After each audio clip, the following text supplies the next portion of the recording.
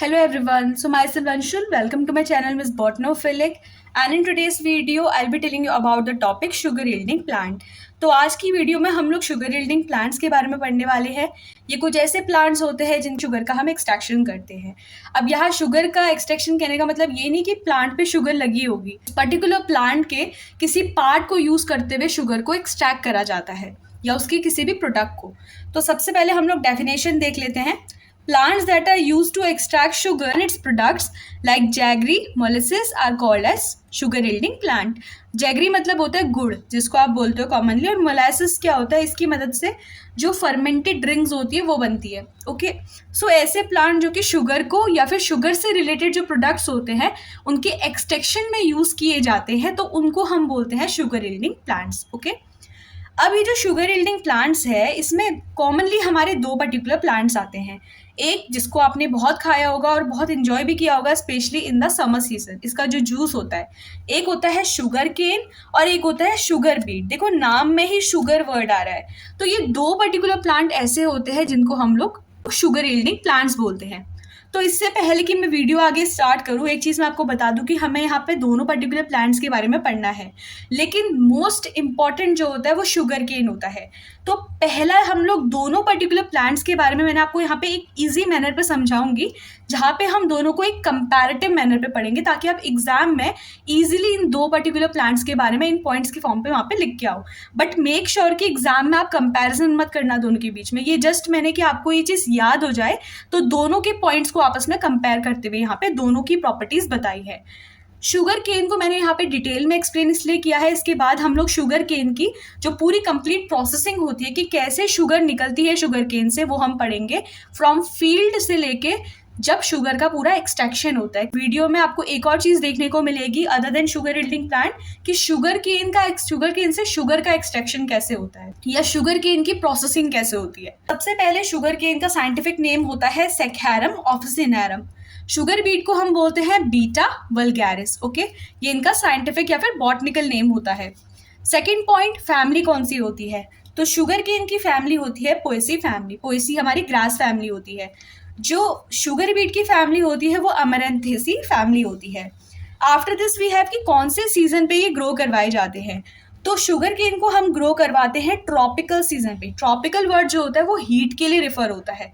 Sugar beet grow करवाई जाती है टेम्परेट रीजन पे। टेम्परेट मतलब कोल्डर क्लाइमेटिक कंडीशन पे। जब कोल्ड वाले रीजन होता है, ठंडों का सीजन होता है, तो आपको कॉमनली शुगर बीट देखने को मिलेगी। लार्जेस्ट प्रोड्यूसर कौन होता है, शुगर का जो लार्जेस्ट प्रोड्यूसर है वो है ब्राजील, और शुगर बीट का जो लार्जेस्ट प्रोड्यूसर है वो है Russia. Okay, next we have कि इनके और प्रोड्यूसर्स कौन से हैं। ये तो हमने लार्जेस्ट प्रोड्यूसर पढ़े दोनों के। शुगर केन के बाकी प्रोड्यूसर होते हैं चाइना, इंडिया, थाईलैंड, और शुगर बीट के बाकी के प्रोड्यूसर है यूक्रेन, जर्मनी एंड फ्रांस। अब हम लोग देखते हैं कि इनकी मॉर्फोलॉजी कैसी होती है प्लांट की। तो इसमें शुगर केन का जो रूट सिस्टम होता है वो फाइब्रस रूट सिस्टम होता है। वैसे एडवेंटिशियस टाइप का होता है, इसमें स्टिल्ट रूट पाई जाती है जो कि एक टाइप की एडवेंटिशियस रूट होती है। ओके, शुगर बीट में जो रूट पाई जाती है वो वाइट होती है, कोनिकल होती है, फ्लैशी होती है, विच स्टोर सुक्रोज कंटेंट, और मोस्टली इसमें क्या होता है, सुक्रोज कंटेंट स्टोर्ड रहता है। Part where sucrose is stored, मतलब कि जो हम शुगर बोलते हैं, शुगर जो नॉर्मल शुगर होती है उसको सुक्रोज से रिफर किया जाता है। जो ब्लड में होता है उसको ग्लूकोज बोलते हैं। तो ग्लूकोज और सुक्रोज को कभी आपस में कंफ्यूज मत करना आप लोग। जो प्लांट्स पे होता है वो सुक्रोज होता है, ठीक है। सुक्रोज जो शुगर हम लोग खाते हैं ना, चीनी जिसको बोलते हैं, तो वो सुक्रोज होती है, वो ग्लूकोज नहीं होती है। तो यहाँ पे लिखा गया है कि part where sucrose is stored, मतलब कौन से पर्टिकुलर पार्ट से क्या होता है, शुगर का एक्सट्रैक्शन किया जाता है। तो यहाँ पे शुगर केन में हम लोग स्टेम यूज करते हैं और शुगर बीट पे हम लोग रूट को यूज करते हैं। After this we have the leaves. इनमें लीव्स किस टाइप की होती है, तो शुगर केन की जो लीफ होती है वो वैसे हमारा मोनोकॉट है, तो यहाँ पे पैरेलल वेनेशन देखने को मिलता है। फ्लैट लीव्स होती है, ग्रीन होती है और काफी लार्ज होती है, बड़ी सी लीव्स होती है। शुगर बीट की जो लीफ होती है वो ब्रॉड होती है, टफ्ट्स के फॉर्म पे प्रेजेंट रहती है on the crown of the sugar beet. अब हम पढ़ लेते हैं दोनों की यूजेस। तो सबसे पहला जो यूज हम लोग पढ़ेंगे वो होगा हमारा शुगर केन का। तो देखो शुगर केन के क्या यूज होते हैं। सबसे पहले इसकी लीफ को हम यूज करते हैं एज अ फॉडर। इसकी जो स्टेम होती है it is use to extract the juice. ये जूस, जैगरी और मोलासेस एक्सट्रैक्ट करने के काम आता है। इसके अलावा बेगैस और वाइन भी इससे एक्सट्रैक्ट की जाती है। जो रॉ जूस होता है उसको हम लोग उससे एथेनॉल का एक्सट्रैक्शन किया जाता है, जो कि अपने आप में एक अल्कोहल है, और इसको एज अ आर्टिफिशियल स्वीटनर हम लोग यूज़ करते हैं। बीट के यूजेस, तो शुगर बीट क्या होता है, it is a high source of vitamin C, prevent heart disease. इसके अलावा इसकी जो लीव्स होती है उसको फॉडर के फॉर्म पे कंज्यूम किया जाता है। Improve blood flow and boost the immunity. तो आपने एक और चीज़ नोटिस की होगी कि जब भी अनीमिया जैसी बीमारी होती है, मतलब बॉडी में जो होता है ब्लड लेवल कम हो जाता है, तो उसको हम अनीमिया कंडीशन बोलते हैं। अनीमिया हो, या फिर आपने कोविड के टाइम पे देखा होगा कि इम्यूनिटी बढ़ाने के लिए बोला जाता था कि शुगर बीट खाना चाहिए। ओके, तो ये शुगर बीट को एक तो इम्यूनिटी बढ़ाने में हेल्प करता है, इसके अलावा बॉडी में अगर हीमोग्लोबिन कंटेंट कम है, लेवल कम है हीमोग्लोबिन लेवल, तो उसके लिए भी ये प्रेफर किया जाता है किसको खाना, शुगर बीट को। ओके, तो इनके मेडिसिनल यूजेस भी बहुत है दोनों पर्टिकुलर प्लांट्स के। तो ये हम लोगों ने पढ़े शुगर यील्डिंग प्लांट। तो अगर आपका एग्जाम में शुगर यील्डिंग प्लांट आता है तो आप शुगर केन और शुगर बीट को वहाँ पे एक्सप्लेन करोगे। अब इसके बाद हम लोग एक सेकंड क्वेश्चन यहाँ पे प्रिपेयर करने वाले हैं, जो कि है शुगर केन की प्रोसेसिंग। बिकॉज एग्जाम में बहुत बार ऐसा होता है कि शुगर केन की प्रोसेसिंग आपसे पूछ ली जाएगी। इस वीडियो के थ्रू आपसे एक और चीज़ बोलना चाहूँगी, मैं लास्ट पे नहीं बोलती because most of the student ये स्किप कर देते हैं। अगर आप लोग चाहे तो आप मेरी वीडियो पे अपना कोई डोनेशन दे सकते हैं। मैं हमेशा चाहती हूँ कि हमारा जो चैनल है वो और अच्छे से ग्रो करे, मेरे पास और फैसिलिटीज़ आए, बिकॉज अभी इनिशियली मेरे पास कोई उतनी फैसिलिटीज़ नहीं है। मैं हमेशा कोशिश करती हूँ कि जो चीज़ मैं अपने चैनल के लिए कंट्रीब्यूट करूँ वो हम मेरी खुद की हो, खुद से खुद की मेहनत से हो। तो जस्ट मैं आप लोगों से बोलना चाहती हूँ कि अगर आपको मेरी वीडियो अच्छी लगती है तो थैंक्स का एक ऑप्शन आता है, तो आप अपनी तरफ से आप जितना कंट्रीब्यूशन मुझे देना चाहते हैं तो आप मुझे कंट्रीब्यूट कर सकते हैं। तो हम लोग आगे बढ़ते हैं कि शुगर केन की प्रोसेसिंग कैसे होती है। देखो, एक सिंपल मैनर पे अगर मैं इससे पहले आपको ये रिटन नोट्स बताऊं, सबसे पहले आपने एक शुगर केन का फील्ड देखा, तो आप क्या करोगे, शुगर केन लेके आओगे, शुगर केन को ट्रांसपोर्ट करोगे कहाँ पे, फैक्ट्रीज पे। फैक्ट्रीज पे ट्रांसपोर्ट करने के बाद आप शुगर केन की क्या करोगे, क्लीनिंग करोगे, वाटर से वॉशिंग करोगे उसको। वॉश करने के बाद यानी कि इम्प्यूरिटीज हमने रिमूव कर दी है, फिर आप क्या करोगे, क्रश करोगे। उसकी स्टेम को क्रश किया जाता है, उससे जूस निकाला जाता है। जूस निकलने के बाद उसमें कुछ ना कुछ तो इम्प्योरिटीज होगी। तो आपने सेडिमेंटेशन की प्रोसेस सुनी होगी। तो सेडिमेंट्स में क्या होता है कि पार्टिकल्स को बैठा दिया जाता है नीचे, फिर उसके बाद से फिल्टर किया जाता है। अब ये वाली जो प्रोसेस होती है ना, यहाँ पे क्या किया जाता है कि फ्लोक्यूलेंट्स होते हैं हमारे, कि लाइम होता है, सल्फर डाइऑक्साइड होता है, इनके साथ इनका ट्रीटमेंट कराया जाता है। अब ये जो थिन जूस निकला, इस थिन जूस को इवापोरेट करवाते हुए थिक जूस निकाला जाता है। और ये जो थिक जूस निकलता है उसके बाद से क्या होता है कि इसको क्रिस्टलाइज करवाया जाता है। क्रिस्टलाइजेशन के बाद एक तो हमारा नॉर्मल रिफाइंड शुगर होती है और एक हमारा मोलेसिस होता है। तो यहाँ पे उसको हीट ट्रीटमेंट दी जाती है। तो अब हम इसको थोड़ा डिटेल में विथ नोट्स पढ़ते हैं। सबसे पहले जो स्टेप आता है वो है ट्रांसपोर्टेशन का। देखो, ट्रांसपोर्टेशन में जो चीज़ लिखी हुई है वो ये बोलती है कि sugarcane from field are transported to industry by vehicles और एनिमल्स। तो एनिमल्स या फिर व्हीकल्स के थ्रू क्या किया जाता है कि शुगर केन को फील्ड पे लेके आया जाता है। सेकेंड स्टेप होता है removal of impurities. Impurities like leaves, sticks and unwanted solid particles are removed by washing with water. Impurities को रिमूव करने के बाद हम उसको अगेन थॉरोली वॉश करवाते हैं वाटर के साथ। So it is thoroughly washed again with water. Fourth step आता है मिलिंग। देखो, मिलिंग में क्या करवाया जाता है कि रोलर्स के थ्रू जो स्टेम्स होती है, जो केन्स होते हैं, शुगर केन होते हैं, उनकी क्रशिंग कराई जाती है। So here cranes are crushed using rollers to extract the juice. फिर आ जाता है क्लैरिफिकेशन। क्लैरिफिकेशन में हमारे पास रॉ जूस आया। इस रॉ जूस को हमने क्या किया, क्लैरिफायर पे भेजा। We have send it to the clarifier and there, यहाँ पे जो क्लैरिफिकेशन वाला स्टेप होता है वहाँ पे सेडिमेंटेशन की प्रोसेस आती है। Solid particle suspend and they are then treated with the flocculants like sulfur dioxide, lime and phosphoric acid. तो जो सॉलिड पार्टिकल्स होते हैं हमारे, सॉलिड पार्टिकल में जैसे सॉइल पार्टिकल हो गए, छोटी छोटी जो डस्ट और इम्प्योरिटीज होती है ना, वो नीचे की तरफ बैठ जाती है और बैठने के बाद हम फ्लॉक्यूलेंट से उनका ट्रीटमेंट कराते हैं। Then we have the evaporation. Evaporation में क्या होता है कि जब पूरी तरीके से जो इम्प्योरिटी है वो नीचे की तरफ बैठ गई तो ऊपर से जो थिन जूस होता है उसको सेपरेट कर दिया जाता है। बॉईल करने के बाद क्या होगा, हमारा वो थिक हो जाएगा। तो थिन से थिक बनाया जाता है किसको, शुगर केन के जूस को। इसके बाद से क्रिस्टलाइजेशन वाली प्रोसेस आती है। Purest form of sugarcane juice is objected और उसको हम कन्वर्ट करते हैं टू द क्रिस्टलाइज फॉर्म।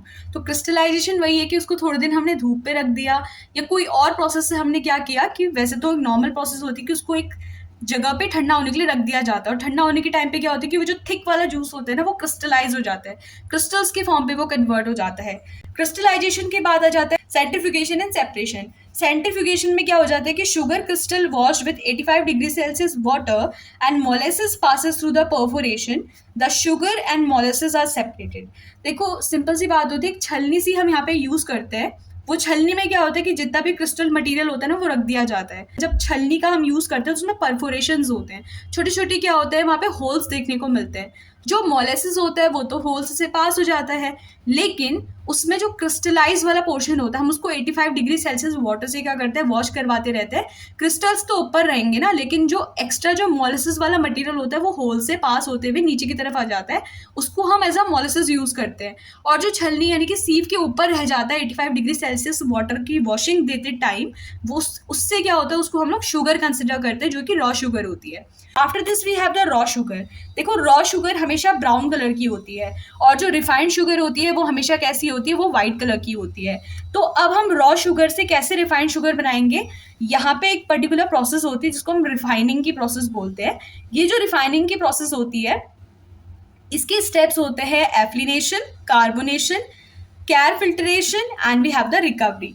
तो ये पर्टिकुलर स्टेप्स होते हैं रिफाइनिंग के। रिफाइनिंग प्रोसेस से क्या करते हैं हम लोग, जो हमारी नेचुरल शुगर होती है ब्राउन कलर की, उससे हम लोग वाइट शुगर बनाते हैं जो कि कैसी होती है, रिफाइंड होती है। ओके, एंड फाइनली हम उसको पैक कर देते हैं, ड्राई करवाते हैं, और फिर फाइनली उसकी पैकेजिंग करके मार्केट पे वो सोल्ड कर दिया जाता है। अब ये नॉर्मल एक शुगर केन का डायग्रामेटिक रिप्रेजेंटेशन है, आप चाहो तो एग्जाम में बना सकते हो, क्योंकि पर्टिकुलर स्ट्रक्चर में क्या क्या चीजें दिख रही है हमें। ये स्टॉक है पूरा जिससे जूस निकलता है, ये उसकी लीव्स है, बंच के फॉर्म पे टॉप पे प्रेजेंट है, क्राउन पे। ये नोड वाला पोर्शन है, और ये दो नोड्स के बीच में जो ये पूरा पोर्शन है ना, ये हमारा नोड है। नोड के बीच का जो पोर्शन है ये हमारे इंटरनोड्स होते हैं। ओके, यानी कि नोड्स के बीच पे यहाँ पे ये रूट सिस्टम है, जो रूट स्टेम से निकल रही है उसको हम स्टिल्ट रूट बोलते हैं, और ग्राउंड के नीचे वाली जो रूट्स होते हैं उसको फाइब्रस रूट्स बोलते हैं। अब जस्ट अगर मैं एक बेसिक सी समरी लूँ कि हमने क्या पढ़ा आज की वीडियो पे, तो हमने पढ़ा कि शुगर यील्डिंग प्लांट्स क्या होते हैं। वो प्लांट जिनके पार्ट से शुगर एक्सट्रैक्ट की जाती है। कितने टाइप के होते हैं, दो टाइप के होते हैं, शुगर बीट और दूसरा शुगर केन। दोनों के बीच में हमने उनके कैरेक्टर्स पढ़े कंपैरेटिव मैनर पे, और ये कंपैरिजन वाला मैनर आपको बहुत कम जगह दिखेगा, बिकॉज मैंने कोशिश की है कि ताकि आप एग्जाम में ना इजीली मेमोराइज कर सको उस चीज़ को। इसके बाद से आता है हमारा शुगर केन। देखो शुगर केन की क्या होती है, क्रशिंग या मिलिंग होती है। क्रशिंग मिलिंग करने के बाद रॉ जूस निकलता है, उसकी लाइमिंग वाली प्रोसेस होती है, हीट किया जाता है। क्लैरिफिकेशन के स्टेप पे क्या होता है कि वो जो धूल मिट्टी होती है वो नीचे की तरफ बैठ जाती है, जितना भी इम्प्योरिटी होता है, छोटे मोटे डस्ट पार्टिकल्स होते हैं। थिन जूस निकलता है, थिन जूस को इवेपोरेट करते हुए थिक जूस बनाया जाता है। क्रिस्टलाइजेशन करवाते हैं, क्रिस्टलाइजेशन के बाद मोलेसिस अलग हो जाता है, शुगर अलग हो जाता है। शुगर से हम लोग ये जो नेचुरल शुगर होती है रिफाइंड शुगर बनाते हैं। मोलेसिस से हम लोग जो होता है, जो भी हमारे अल्कोहलिक ड्रिंक्स है या कोई और जैगरी गुड़ वगैरह बनाना होता है, तो वो हम मोलेसिस से बनाते हैं। ओके, तो आई होप कि आज की वीडियो आप लोग के लिए हेल्पफुल रही होगी, आपको समझ में आया होगा कि शुगर यील्डिंग प्लांट्स क्या होते हैं।